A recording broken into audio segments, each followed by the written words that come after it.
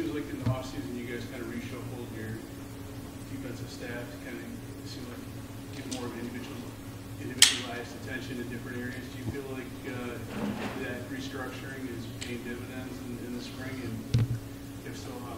Yeah, you know, it's been great really this spring. You know, and we did move some things around. Really by nature, you know, I more lean towards linebackers, you know what I mean? So it's good to be back working with them. We had an opportunity to hire, you know, BT Jordan and Marco Coleman, and those two guys have done a great job with the guys up front, you know, to get those guys in a room and working together, and then getting some pass rush specialized things has really helped not only the D line, but you know, BT's working with the linebackers and everybody else around. So it's good to have a guy that specializes in that and is an expert in that area that can help us, you know, get a better rush, you know. And then Coach Barnett's always great in the back end. You know, he's been doing a really good job back there. And with Coach L's helping him out, that's been a good thing because there's some transition, you know, there's some things that the safety do that the linebackers do also. You know, there's some things that nickel does that the linebackers do. So to have that guy in the room that has that linebacker and DB experience to be back there has really helped us out. And Coach Tucker, Coach Tucker's been working with our corners quite a bit. So that's always been a good thing. And I think that it's like having a sixth assistant on defense, you know, and for us, I hope you can see it through the whole spring. I think technically we've gotten a lot better, you know, at the fundamentals, the technique and fundamentals of the game. And then as far as your entire roster, it seems like last year defensive backs were practicing. Most of the guys weren't even there really playing in the fall. What has it been like to have so many guys returning so the nation rapid? Oh, that's been great, you know. I mean, because a lot of these guys came in, you know, summertime, and we don't get to work with them in the summertime. So it was like, hey, fall camp, let's throw some things in as fast as we can and see if we can play. And now they've had an opportunity to go through a spring and say, okay, oh, this is really, you know, it's like a freshman playing. You know, like if you asked, you know, Cal right away, he like, and there's times I was just running around there playing ball, you know, but he had a chance, they all had that same chance to learn the defense, to install it again, to say, oh, okay, that's what this is, and understand those things. And then on top of it, get all the technique work that we were really missing because we were trying to force feed, you know, whatever scheme we had to put in. Well, Harlan talked to last week and some of the defensive backs about understanding what happened last year and not shying away from it. Sure. You know, and the numbers and all that, and being a motivating factor this year for them. Do you see that from them as well? And I guess the defense as a whole, is there kind of that attitude of, hey, what happened last year is not what we are. Sure. Sure. I think that takes a shot on your pride at any point. You know what I mean? When you give up a lot of yards in any certain area, you know. And I think it's not just the DBs though that take that into account. You know what I mean? I mean the D line and linebackers take it very personal too, because linebackers are very involved in a lot of the coverage stuff as well. And then the D line and the pass rush, or when we pressure, you know, who's ever blitzing, you know, takes a heavy load on their shoulders too, to be able to say, listen, we need to get there. When we can't leave these guys hang out to dry for too long if we're pressuring. And I know the sack numbers were, but that was also it's a slide of everything. You know, the more passing attempts, well, you're going to get more sacks. Just like more passing attempts, you're going to give up more yards. So it's a team defense thing, and we have to do better overall. And it goes back to, hey, okay, back to third down percentage. How do we get off the field on third down? Because when you give up a third down, okay, now they got a new set of downs. That's 2 more passes. Okay, that's going to give up more yards. So it's a balance, and I think everyone's taken that on and said, listen, we're all part of it. We own it. How do we get better from it? Well, the first thing we said, listen, we need to boil it down and get better at the fundamentals and techniques of playing coverage. How do we do that? Okay, and then break down those pieces. And really, I'll tell you guys, we were very minimal of our defense this spring. Like we shrunk it down as best we could so that we could spend more time on techniques, fundamentals of doing each job. They have all the tools that they need to run the whole package now. We just would only put it, like if we're going to put in pressure, it might be one pressure. We don't care what it is. We just want to teach the fundamentals of that defense so that we understand it in the back end. Bill said yesterday that the numbers were a little bit down with injuries in the secondary. How you guys kind of manage that? I know you saw Ronald with the cast. You know, I think Chuck said he really wasn't clear until just recently. Sure. You know, I think it's a balance. You know, we try to get those guys to do what they can do. You know, and there's guys who haven't been able to work on technical side of things. So during individual and that they do more, or maybe they're cleared for 7-on-7, and we try to really rep those guys a bunch during those times. Yeah, everybody might not be able to have contact or go thud and team or stuff like that or go live, but we're still trying to work them in those big times that we have group sessions or teaching times or individual, and those are really the times that they get their work so they can get caught up and understand what they're doing. That said, he did say that Markey had a very healthy spring. And He did. What have you seen from him? Because I think towards the end of the last year, as he kind of progressed physically to get back into things, it seemed like he really kind of emerged a little bit. Yeah, you know, at all those corners, you know, bringing speed in helped that too. It just, when you have a bunch of healthy guys, when Ron was healthy and Speed's here and Marquis here and Chuck's in the individual, and you get guys mixed in through there, and you look at them all, you say, geez, there's some guys who really compete with each other. You know, you get Chaz competing against someone, and the drills become more competitive, and they try to work against you, and they can see other guys doing well at stuff that they might not. So that drives everything up, and it makes the focus better, and that's been good for all of us. Like last spring, we didn't have that at all in the back end, and through fall camp, it was more like hold on to your, you know, behind, because you're just trying to figure out what you're supposed to do. Now it's how technically can I do it better than somebody else, and how technically can I get better, and that's really been the focus.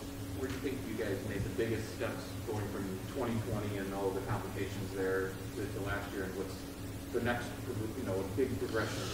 Well, I think that, you know, the biggest step last year was having a spring, and with the guys who had the spring, you know, the guys up front were, you know, all here for the spring, and really at linebacker we didn't have many guys, and then the DBs we didn't, but we had like X and Jello.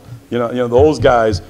I think you saw tremendous strides with them from spring to fall, and now that we have all the guys who showed up in the fall, you know, and the difference was the transfer portal guys showed up now, and that's really helped us, you know, say, okay, hey, here's your spring, so we're hoping to jumpstart that process. So when we get into the fall, and really in the summertime, it's okay. We have all this in, and you know all the skills you need to do.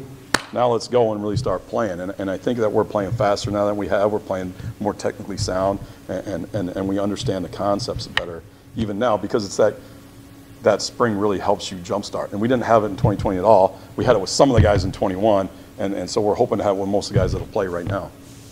What are some of your goals for the linebackers this spring, taking over? And if you just sort of give an overview of the room, because you mentioned last year was pretty thin. Now you kind of got some experience with the transfers, the guys who returned and everything. Sure. You know, with the guys that return, it's more, you know, getting them same as the back end, right? Hey, how do we drop? How do we set up?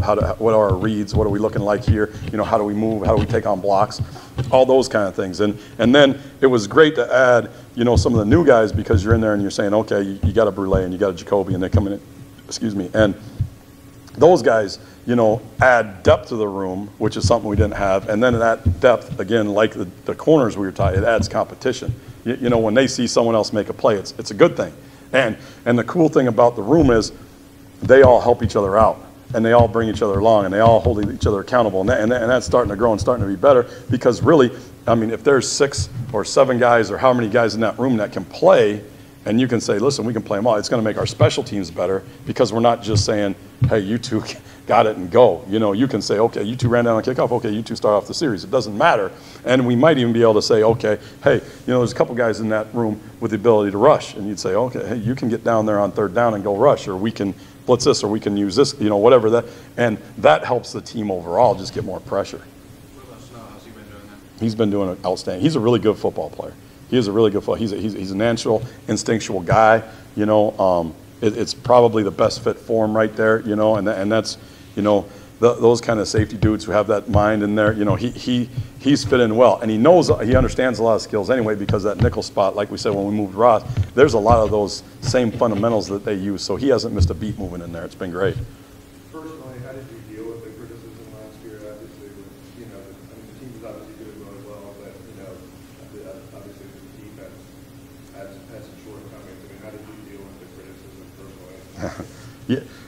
You know what's really important to it? It's the guys that are in here on any given day. You know, and you try to lead by example. Like here's the truth. We don't hear a lot of that stuff. You know what I mean? I mean, I know what's out there. You know, my wife keeps me humble and tells me stuff when I get home. But other than that, you don't listen to it. You know, you block it all out and you say, listen, what can we do here today to get better? You know, and that's really what it is. And to tell you the truth, I was making fun of the backers as well. I don't really have any feelings. You know, it's like, hey, we can, you know, if we got to run extra, if we got to do it, doesn't matter. You know, to me, I don't have feelings. You know, but it's just something that you look at, and when we go back, and really is what we do is we go back and study the try to find the truth. You know, I mean, what's the truth of it all? And it's kind of those things we talked about. You know what I mean? We're up in games. We're seeing a lot of plays. A lot of those plays happen to be when we were in the lead, so they threw the ball. Okay, is our pressure really that good? Not really, right? Not really. I know numbers look good when you just look at the pure number on paper, but that's not as good. Well, as our pass numbers, well, yards per attempt, yards per complete. It's not. It's middle of the pack. It's still not where we want to be at all. You know, but it wasn't last. Okay, well, what's the truth in all this? And then figure out. When we go back, we study it and we say, what did we do well? Well, we did a couple little things. Okay, how can we improve? Well, really we can improve in the fundamentals and techniques that we taught. And that's why we limited the calls. Like, we haven't installed anything since day 5. You know, we've been working on the same exact things over and over and over and over and over again. You know? How different is that for you in the spring? Or is this kind of how you would? You know, like a year or two, you know, like it's pretty common, you know, to go back and say, okay, some of the guys, especially returners, they know there's more out there, and they know how it stacks and how it helps each other, and you're not competing against, you're not keeping score in the spring, which is good. It doesn't matter. Like, it doesn't matter. The offense knows you're in man. They could tell you're in man. It doesn't matter. We still got to do the technique of man right. And when you start adding the levels of the defense, they say, okay, yeah, I understand how this stuff fits. We don't care right now. You know, you got him, and you guys are going to rush, and if you guys can't get there before he can get open, we lost. You know, and it's a 1 or a 0. But technically, that helps you. And it's a pretty common thing. Like when you had some guys that, okay, they know what they're doing. Okay, now you really got to get down. How do you do it? You know, and then the next step in the process is, okay, I understand the why, I understand what I'm doing, I understand how to do it. Now I can start to use cheats on the offense, and that's really what this fall's about. You know, you can start this, and when we're doing it with our offense already, you know, just like they know when we're in man or zone or whatever the case is, we know kind of what some of the play, and that's those things you want to encourage. Okay, hey, the more you know what's coming, the faster you'll play in the fall too. With the sack numbers, they were up last year. Sure. What made making those changes up front with staff and trying to get different things a priority this offseason? You know, a lot of it is, you know, to have an opportunity to hire a guy like BT Jordan was big for us. You know, he's worked with a ton of guys out in the world that are, you know, NFL players and stuff like that, and everybody knew him from around the world, and it was one of those things that, you know, we had a chance to hire him and bring him in, and then it's okay, now we have him, how are we going to shuffle the rest of it? You know, and you know, like I said, they were up, and you'd say, yes, we were up, but why were they up? You know what I mean? The truth was they were up because we had more rush attempts than a lot of time, you know, and if you looked at it per pass attempt, it's not as great as it was, and we knew we were deficient in that area. I couldn't help enough to teach it that well. It's not my level of expertise, and so when we had an opportunity to get a guy to say, listen, here's a guy that can really teach rush. Okay, good. Now, how do we use the rest of the room? Well, you know what I mean? Coach Burton left, and we brought in Marco Coleman, and those two together have been really good with that room so far. Has that been a juggling act, or has it been pretty seamless in terms of how they're working together? It's been pretty seamless. I mean, they have their own little D-line cluster meeting that they go through and do all that and figure stuff out. And I just try to break in every once in a while and say, hey, can you come work with the backers a little bit? You know, we need some blitz work too. But they've been really good together. They've gotten along good, and the guys seem to like it both. And you know, there's probably guys out there in the indoor right now still talking through some things. So it's been good for us. I'll talk about checking egos, I guess, you know, with the defensive staff in general. I mean, you guys have two, obviously, including you, 3 defensive guys and defensive coordinators, Mel and Harlan, of course, too. I mean, can you talk about just the dynamic there where everybody is kind of working on the same page? Sure. I mean, to tell you, that was one of the things that drew me here. You know, talking to Coach Tucker, we come from different families of defense, you know, and to be able to, like, okay, here's my family tree and here's his, and if we can use some things to make both of them stronger, it helps everybody. You know, Coach Barnett and Coach Els have both been coordinators in the Big Ten, you know, and to tell you the truth, when I came up here, it was one of the drawbacks to the job, because I knew Coach Els a little bit from his time. He kind of comes from the same family tree. We know some of the same people. But when I met them, they're both such humble and good dudes. You know, they're definitely team first guys. And when you get in a room like that and you got team first guys, it's easy and you can work with anybody because you all have the same goals. And so really, it's not about, you know, you might say, hey, you guys are arguing about. It's not really arguing. It's trying to make ourselves the best. And it's not having an ego enough to understand that, hey, it doesn't matter who you are. If you got a good idea, And then he'll think about it and say, that's the best. Well, then let's do that. Let's give ourselves the best chance to win. And a lot of times, you know, you get 5, 6 guys in the room with good minds, you come up with better ideas. With Cal Holiday sort of taking, I guess, a breakout, if you want to call it that, as a younger player, where do you sort of see him taking next steps to sort of elevate his game? You know, he's a really good football player. He is. He's like a slippery dude that doesn't do things technically right hardly ever, but he just kind of finds a way to make a play. And so we went back and really watched and said, okay, hey, when you're on this drop, this is something you need to work on, and he'll see it. You know, I mean, even down to like basic stuff like his stance. You know, his stance. He needs to get his feet straight ahead and get lower and start doing this, and then it's going to help him change directions and do some of these. And so we just broke him down to the beginning again. And said, listen, and you see dips and valleys. You know, he's getting better, but they'll be thinking, hey, you tweak something, and he has a little bit of a bad day, but then he gets it down and he starts to come back and stuff like that. And that's really what you want to see with everybody. If you can refine your game, because he's a really good football player that just finds the ball and makes tackles, right? I mean, that's why everybody loved him, and we ended up playing him a bunch last year. But taking that next step is really going to be that, and then when he starts feeling comfortable with that, he's done a good job leading that room. You know, starting to say this, and another guy that's in that same boat is Jacoby Wyndham. He's a guy that they're both guys that are in a room and they'll say, hey, did you guys see that?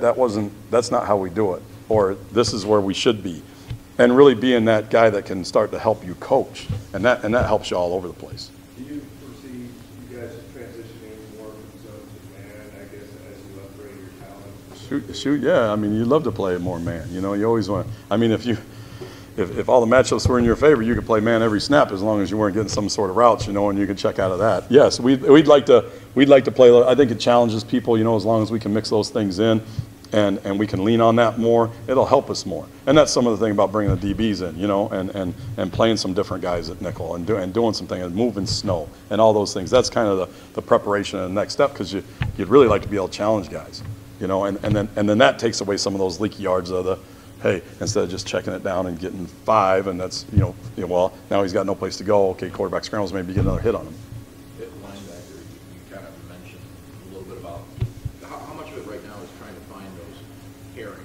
When you got 2 guys, and what's going on with Cross? A lot of people have asked. Sure. Well, yeah, he got a bunch of reps last year. You know, I mean, he's been out this spring, so you know, we're trying to get, you know, other guys reps and figure it out. And the benefit is he's played a lot of football, and with the other guys, you can go there and we're trying to get everybody reps as we go. As for pairings, here's the cool thing about having a number of guys in the room that can play. We try not to pair them up. We try to mix them up as much as we can, because that's how it's going to be in a game. You know, you might be playing with this guy this series, and then 2 plays later, he might be tired. Well, if you got a fresh dude next to you, and you can play with anybody next to you, it doesn't matter as long as you're on the same page, communicating using the same language. And that's what we've been working on, because it's going to be a deal where hopefully they get to the point a little bit like, an example might be Kuba and Petro last year. They would rotate on their own. I can play as hard as I can for 3 plays, and then I'm gassed.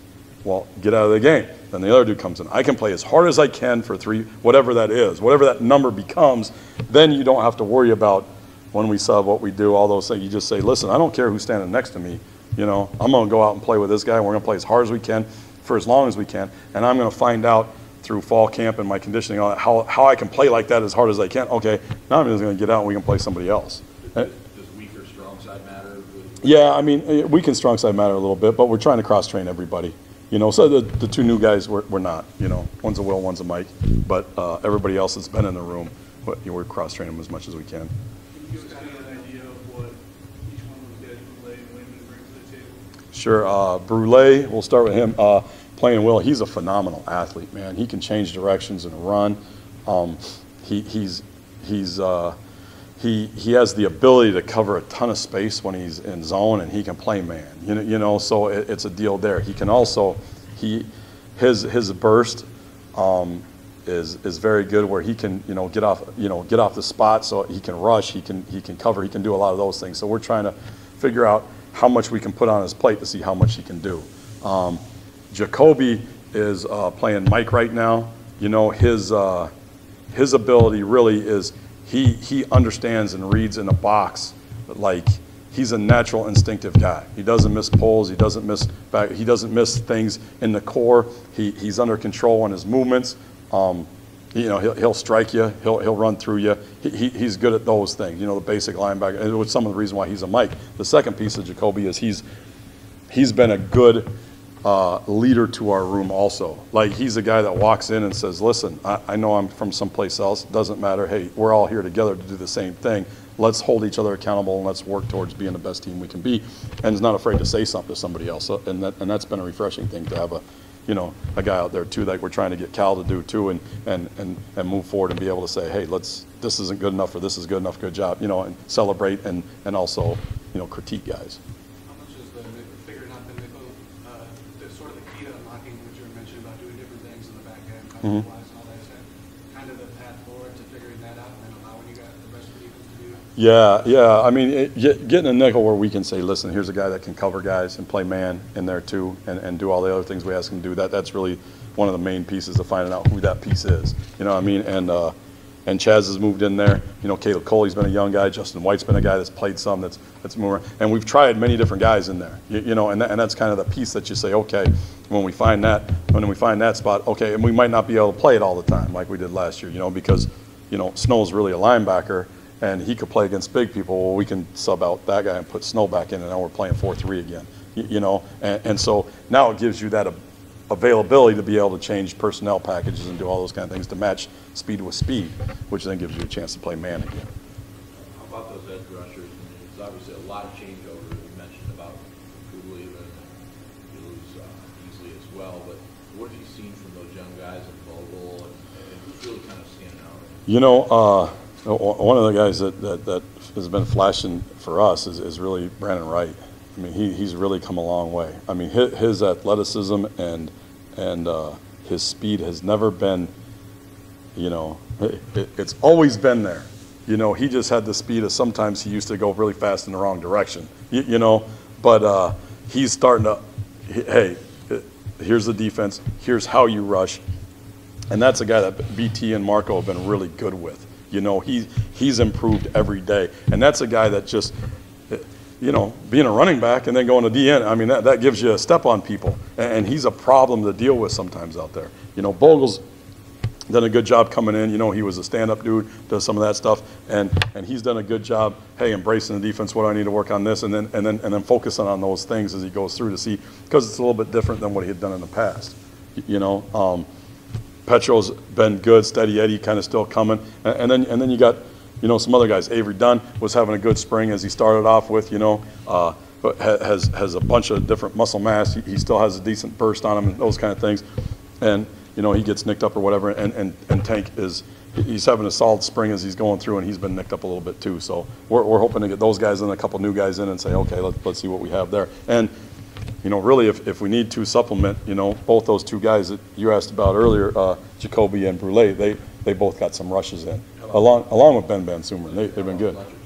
Oh yeah, Fletch is in there. He's been in the mix. He's been a really good first and second down, and he's even rushed inside some. You know what I mean? So we're using all them cats in there. Everybody good, Coach? Yep. All right. All right. Thanks all. Up next. Thanks, Scotty. Nope, good job.